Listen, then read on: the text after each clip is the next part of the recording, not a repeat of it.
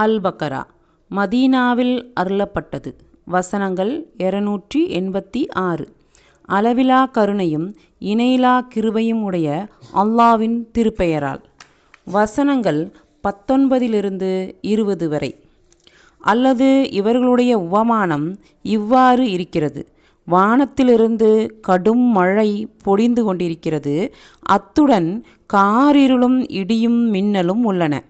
அதில் மாட்டிக்கொண்டவர்கள் இடி முழக்கங்களை கேட்டு மரணத்திற்கு அஞ்சி தம் காதுகளில் விரல்களை திணித்து கொள்கிறார்கள்.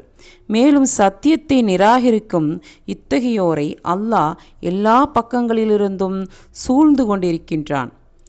அவர்களுடைய பார்வைகளை பறிப்பது போல் பயங்கரமாக மின்னல் வெட்டுகிறது.